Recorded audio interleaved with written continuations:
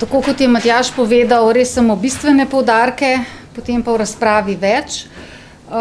Izpostavila bom predvsem stvari, ki so se spremenile oziroma se bodo spremenile s 1.6., ko se zakon dejansko začne uporabljati in se konča tole, bom rekla, neko vmesno obdobje od uveljavitve do uporabe, kar pa ne pomeni, da se še kaj drugega ni spremenilo, pa jaz danes ne bom izpostavila. Zdaj, zakon sam se začenja z 3. členu z pravzaprav definicijami pojmov, zato sem jih jaz predstavljam pravzaprav na začetku tele predstavitve, ne sicer vseh, ampak nekaj bistvenih. Objekt ostaja prav tako, kot je sedaj pravzaprav objekt, ki je namenjen bivanju in pa opravljanju dejavnosti. Malo bolje opredeljen, kako je narejen. Stavba je še vedno pokrit objekt, kamor se lahko vstopi, v njem se biva in opravlja dejavnost. Gradbeni inženirski objekt, ta definicija se ne spreminja bistveno. Novost pa je ta, da poleg stavb in pa gradbenih inženirskih objektih, ki so tudi opredeljeni v klasifikaciji vrst objektov, prihaja v zakon tudi prihajajo drugi gradbeni posegi, ki pa so posledica gradbenih del, niso stavba, niso gradbeni inženirski objekt, pomenijo pa poseg v fizične strukture na zemeljskem površju in pod njim in trajno spreminjajo podobo ali rabo prostora. To je nekaj novega. Moram reči, da sama na podlagi branja te definicije nimam neke zelo jasne predstave, kaj ti drugi posegi so. Lahko vam pa povem, da bodo definirani v uredbi o razvrščanju objektov zelo podrobno.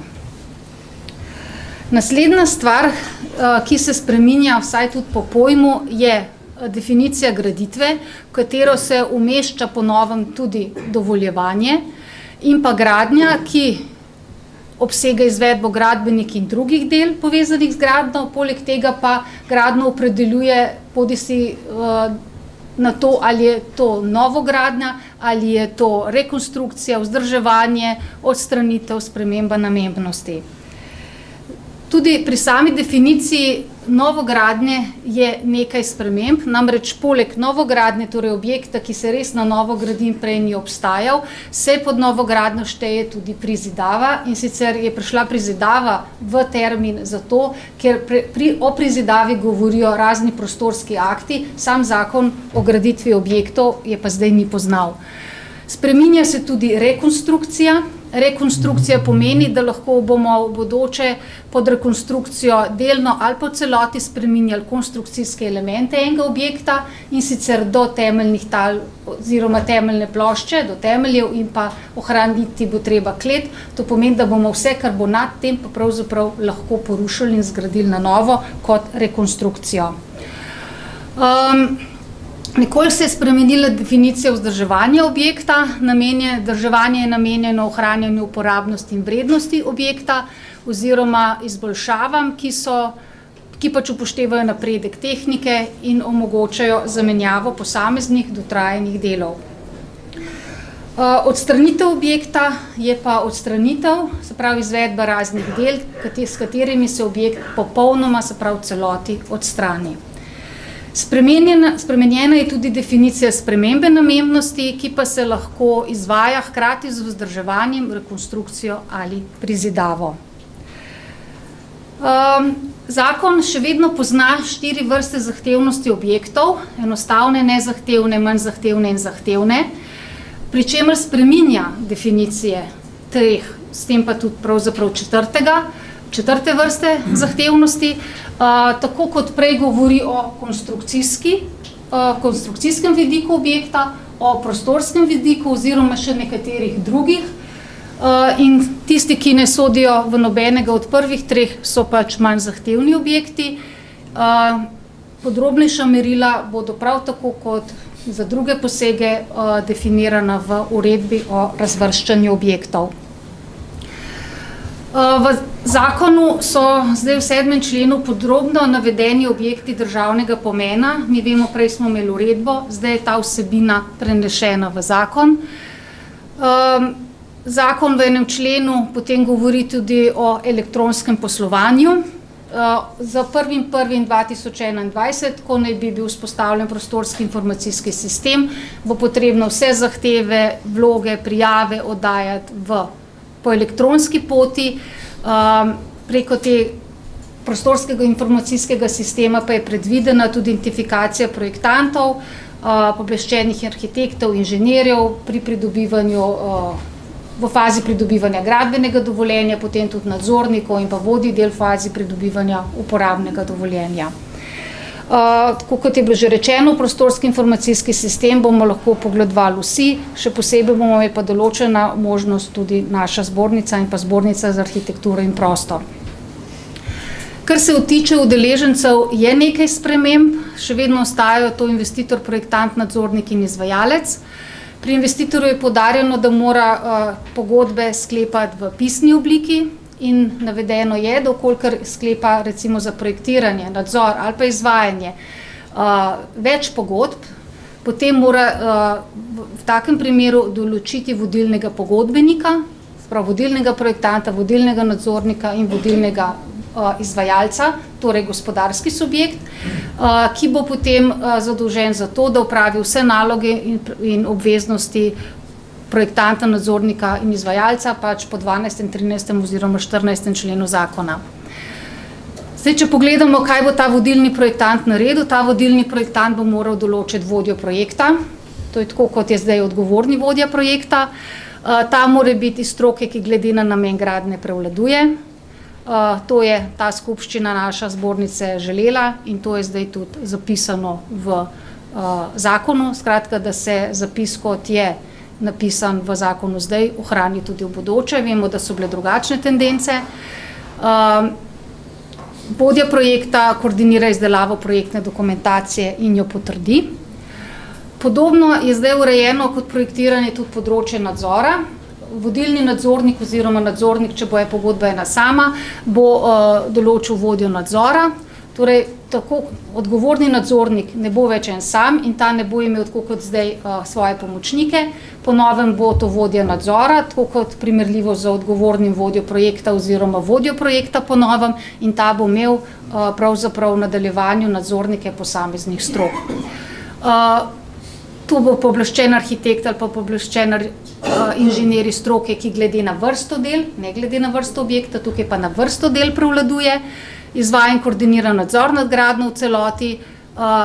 Pomembno pa je, v zakonu piše, da če se vodja nadzora med gradnjo zamenja, da se gradnja v tem času ustavi, se naredi primopredaja in zadeve prevzame nov vodja nadzora. V primeru vodilnega izvajalca ta določi vodjo gradnje, ki glede na vrsto del prevladuje. Tukaj govorimo o vodji del. Vodja del, boste videli kasneje, lahko pooblaščen inženir ali vodja del za nižjo izobrazbo, ki je vpisan v imenik vodji del, mora biti zaposlen pri vodilnem izvajalcu in pa tukaj so navedene še naloge, za katere je on zadolžen. Pomembna novost v zakonu, ki jo boste opazili, ko boste podrobneje brali 12. in 13. in 14. člen, to so člene o projektantu, nadzorniku in izvajalcu, je, da nekdo, recimo projektant ali pa nadzornik, ki prevzame v izvedbo neko projektiranje in pa nadzor, mora imeti za to usposobljen kader. Se pravi, usposobljene strokovnjake, pooblaščene arhitekte in inženirje, določene stroke in pa z ustreznimi izkušnjami. Če teh izkušenj nima ti strokovnjak, ki ga ima zaposlenega, potem mora sklepati pogodbo za drugim gospodarskim subjektom, drugim projektantom, drugim nadzornikom, ne več z pogodbami o delu in podobno. Skratka, sklepajo se pogodbe med poslovnimi subjekti. Tukaj je navedeno nekaj nalog nadzornika po zakonu, v resnici jih je 14, jaz sem jih samo nekaj izpostavljen, tudi tistih, ki se bistveno razlikujejo od tistih do sedaj. Med drugim piše, da nadzornik redno spremlja gradnjo na gradbišču. Se pravi, ni tam občasno, ni tam popoldne, ni tam na 2 dni, ni tam tudi enkrat za pol ure, ampak je skratka redno spremlja gradnjo. Nalogo ima, da ustavi gradnjo objekta, vkolikor ugotovi, da kršitve, na katere je opozoril, niso bile odpravljene.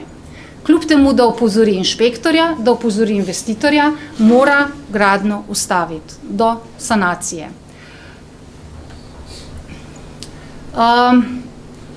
Precej več novosti je pa pri izvajalcu, namreč regulacija dejavnosti izvajanja oziroma gradbeništva je nekoliko drugače definirana, in sicer poleg zavarovanja odgovornosti za škodo, ki ostaja tako, kot je bilo do zdaj, razen da se dvigne na 50.000 evrov, mora imeti izvajalec sklenjeno pogodbo o zaposlitvi za polni delovni čas oziroma za krajši delovni čas v posebnih primerih po zakonu o delovnih razmerjih za najmanj enim delavcem, ki izpolnjuje pogoje za vodjo del. Verjetno ste se vprašali, kaj je krajši delovni čas. Po 67. členu ZDR-ja je krajši delovni čas tisti po predpisih o invalidskem zavarovanju, o invalidskem zavarovanju, če ste recimo zaradi zdravstvenih težav oziroma zaradi starševskega dopusta ali pa upokojitve. To so primeri, v katerih pride v upoštev ta krajši delovni čas.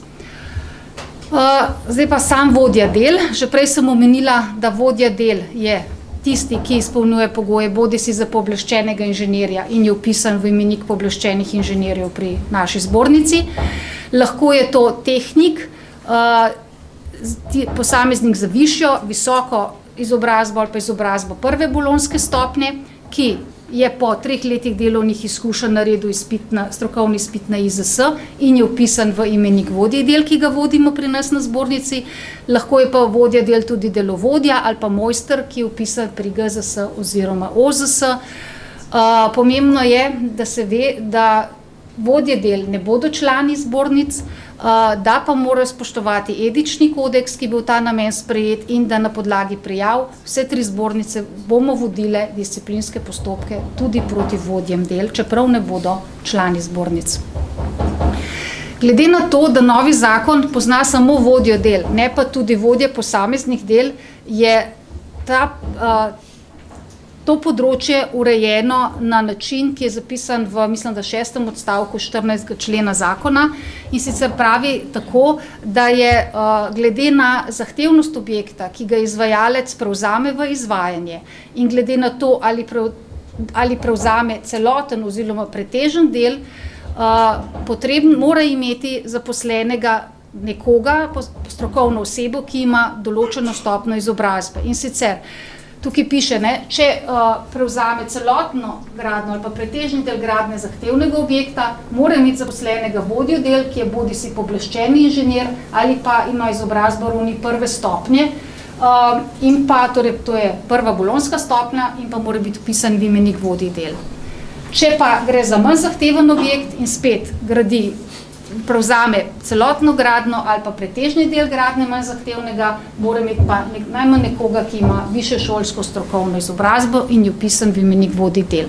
Kolikor izvajalec prevzame manj kot polovico, seveda ta pravila ne velja in lahko pač so vodje del tisti, ki imajo nižje izobrazbe, kot so navedene. Tole so bistvene zahteve, jaz jih ne bi brala, si jih boste podrobneje lahko pogledali tudi v zakonu, gre tudi za še posebej 7. pa 8. Morda bi samo to povedala, da je vsaki tej bistveni zahtevi v zakonu po novem namenjen cel člen. Namen ministrstva pa je, da kolikor še ne obstajajo, sprejmejo nove tehnične predpise za vsako od bistvenih zahtev. V zakonu dalje, za moj okus zelo koristna navedba v tem členu, kako si po hierarhiji sledijo pravzaprav zakon, tehnični predpisi in drugi normativni elementi, drugi normativni dokumenti, ker mnogokrat se vprašamo, kakšen je pravzaprav pravilen vrstni red. V zakonu je tudi en člen namenjen zahtevam za vgradnjo gradbenih proizvodov, tega do zdaj ni bilo, in podrobneje piše, kako pravzaprav morajo biti dani na trg oziroma kakšne oznake in certifikate morajo imeti in kako jih je potrebno vgrajevati. Kar se tiče projektne dokumentacije, je nekaj novosti. Piše, da mora biti izdelano v skladu z zakoni, predpisi, pravili stroke, zadnjim stanjem tehnike in zahtevami investitorja. Nova so ta pravila stroke, ki jih do zdaj ni bilo. Se bom še kasneje dotaknila jih. Tako kot zdaj mora biti izdelano v slovenskem jeziku, razen deli, ki so pač posledica uporabe raznih računalniških programov, vendar pa morajo biti ti povzeti v slovenskem jeziku in predstavljeni na tak način, da jih bo razumel tudi tisti, ki pač tujega jezika ne razume. Zelo poudarjeno je integralno projektiranje, to pomeni, da pri projektiranju sodelujejo vse stroke, strokovnjaki različnih strok, seveda glede na namembnost in vrsto objekta. Tako kot doslej bomo imeli podzakonski akt, pravilnik o projektni dokumentaciji, vendar pa vprašanje je, ali bo podoben temu pravilniku, kot ga imamo sedaj, ali bo pa precej spremenjen. In glede na to, da pravzaprav so bila razhajanja v fazi priprave zakona med zbornicami oziroma stroko in pa ministrstvom zelo huda, smo si izborili pravila stroke, ki bodo določala podrobnejšo vsebino posamezne vrste projektne dokumentacije in pa njihove namene.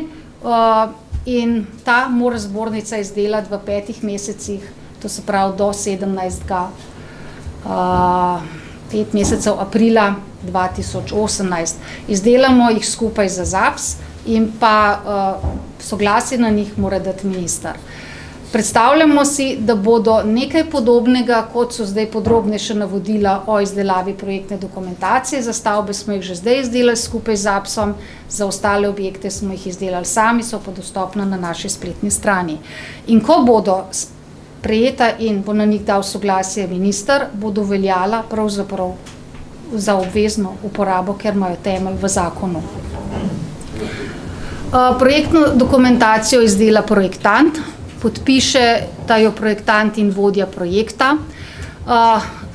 V njej, v projektni dokumentaciji pa morajo biti navedeni tudi vsi drugi pooblaščeni arhitekti in inženirji ter drugi strokovnjaki, s tem so mišljeni izdelovalci raznih elaboratov, študij, ki so obvezne priloge, vsaj zdaj projektov za gradbeno dovoljenje, ki so pri izdelavi projektne dokumentacije sodelovali. Zakaj jo podpišeta samo projektant in vodja projekta? Zato, ker se že zdaj razmišljalo, da bo pravzaprav vloženo v prostorski informacijski sistem in da bosta pravzaprav potrebna 2 podpisa, ne pa mogoče 10. Na tem je vztrajal MOP, mi smo bili sicer zelo drugačnega mnenja. Zdaj pa naprej se bližamo samo postopku oziroma začenjamo s postopkom pridobitve gradbenega dovoljenja in potem uporabnega dovoljenja. Občina investitorju je pred začetkom upravnega postopka potrebno nuditi obvezno pomoč, upravna enota. Ni to upravni postopek, ne gre za projektiranje, gre samo za informiranje in nima nobenih pravnih posledic, lahko pa greste in vprašate, se pozanimate in dolžni so vam dati odgovor. Kar se projektnih pogojev in mnenj tiče, naslednje. Projektni pogoji so opcijski, mnenja so obvezna, 15 dni je, da vam jih mnenjedajalec oziroma pogojedajalec da, v obeh primerih so brezplačni.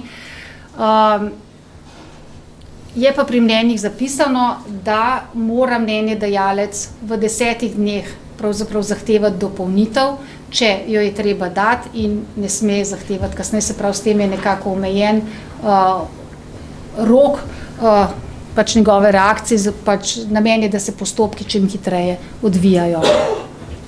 Rada bi v zvezi z mnenji povedala še to, da bodo od 1.6. naprej samo mnenja, ne pa tudi soglasja. S tem soglasja so prekvalificirana v mnenja in s tem so izenačeni tako razvojni kot varovani režimi. Zdaj nekaj pridobiva mnenja investitor. Če mnenjedajalec ne izda mnenja, ga upravni organ pozove, potem ko je o tem obveščen, mu da 8 dni. Če mnenjedajalec še vedno ne da mnenja, ima upravni organ možnost, da ga pridobi od nadzornika mnenjedajalca oziroma od nekega izvedenca na stroške mnenjedajalca. Je pa novost tudi ta, jaz jo pozdravljam, ker je pravzaprav prva rešitev po 15 letih, če ne več, ker imamo težave s pridobivanjem mnenj in soglasij. To pa je pač zadnja alineja oziroma predzadnja in zadnja alineja. Upravni organ lahko skliče neko ustno obravnavo, na kateri poskuša doseči uskladitev mnenj oziroma pojasnitev nejasnih mnenj danih, spremembo mnenj danih brez prave pravne podlage in nenazadnje upravnemu organu je dana možnost, da tudi sam odloči. Če se noče spet sam, ima možnost, da sodeluje z nadzornikom mnenjedajalcev oziroma z izvedencem. Skratka, ideja je, da bi se ta faza mnenj lažje prešla in postopki hitreje odvijali. Čujem samo za mnenja, ki zdaj pridobijo investitorji, ponavadi projektant, se kaj bodo pooblastila, tako kot zdaj? Ja. No, predodločba je tudi ena novost gradbenega zakona, ki zelo spominja na lokacijsko dovoljenje. Je opcijska, možna je samo pri zahtevnih in pa manj zahtevnih objektih. Gre za to, da lahko investitor zaprosi, da vlogo za odločitev, pravzaprav o določenih 4 točkah, ki se sicer odločajo, o katerih se odloča v gradbenem dovoljenju, so pa prostorske narave. Gre pa za odločitev lahko o posamezni točki ali pa vseh 4 točkah skupaj. Pri tem se uporabljajo določbe za izdajo gradbenega dovoljenja. Za izdajo predodločbe in pač temu, ki prosi izdajo predodločbe, zaprosi zanjo, ni treba biti lastnik zemljišča oziroma ni treba, da ima pravico graditi. Vendar pa in za eno zemljišče ali pa sklop zemljišč lahko upravni organ izda več predodločb, so pa te časovno omejene na 2 leti in upravni organ zavezujejo potem pri izdaji gradbenega dovoljenja. Vkolikor bi prišlo do odprave predodločbe iz razlogov, ki so navedeni v zakonu, jaz tukaj ne bom predstavljala zdaj, je ta pridobitelj predodločbe upravičen do odškodnine. Tukaj imamo preglednico pravzaprav pogojev za pričetek gradnje in uporabo objektov. GD gradbeno dovoljenje, dokumentacija za gradbeno dovoljenje, tehnični pregled, uporabno dovoljenje. Objekti so pa razdeljeni po zahtevnosti oziroma glede na to gre za novogradnjo, rekonstrukcijo, spremembo namembnosti oziroma odstranitev. Vidimo, da je gradbeno dovoljenje potrebno tako kot zdaj pri zahtevnem, manj zahtevnem in nezahtevnem objektu, s tem, da je dokumentacija za gradbeno dovoljenje pri nezahtevnem objektu poenostavljena. Če je v teh primerih mora narediti pooblaščen arhitekt, inženir oziroma projektant, ki v teh primerih, tako kot zdaj, lahko naredi pač investitor sam.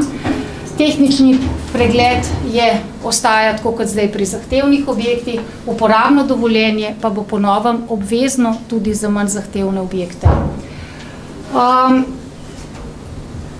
Kar se tiče odstranitve objekta, pravzaprav ne potrebuje nič od tega, ne gradbenega dovoljenja, ne uporabnega tako ne, ampak ne potrebuje gradbenega dovoljenja, nobene dokumentacije, zato da se dovoli pričetek odstranitve objekta.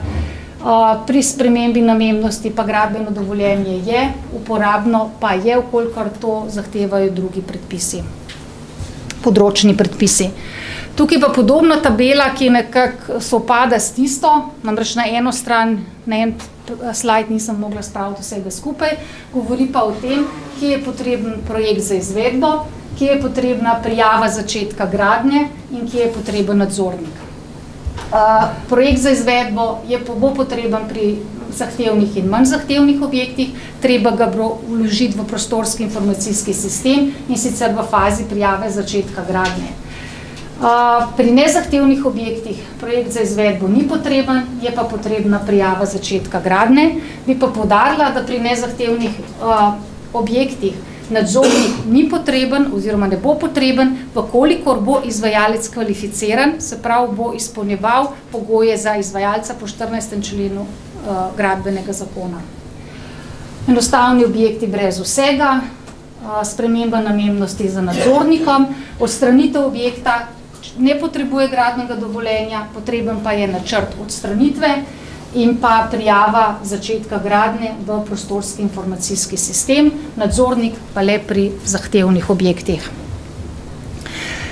Brez upravnih dovoljenj enostavni objekti, vzdrževanje objektov, vzdrževalna dela v javno korist, začasni objekti in izvrševanje inšpekcijskih ukrepov.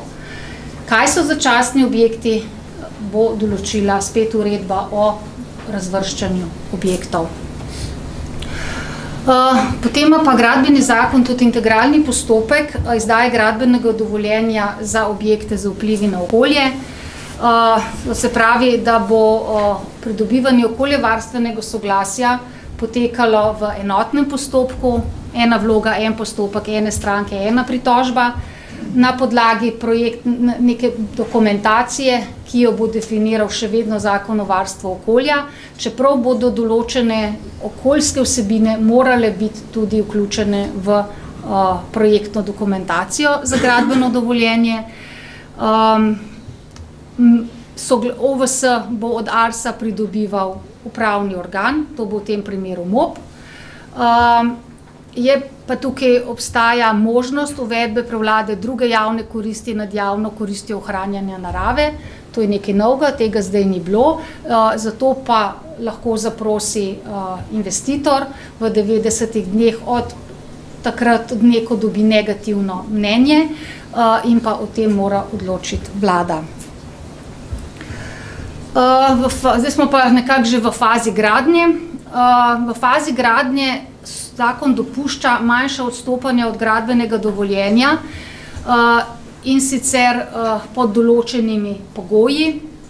Tamle so navedeni. Skratka, ne posegaš izven zemljišča, za katero je izdano gradbeno dovoljenje, potrebna je skladnost s prostorskimi akti, mnenja morajo še vedno biti ta ohranjena, zagotovljeno mora biti spoštovanje bistvenih zahtev, in dimenzijsko gre lahko samo za povečanje do 30 cm, katerokoli dimenzijo. Kar se tiče bistvenih zahtev, morajo biti te preverjene z novimi deli projekta za izvedbo, podpisati jih mora projektant in pa pooblaščeni inženir.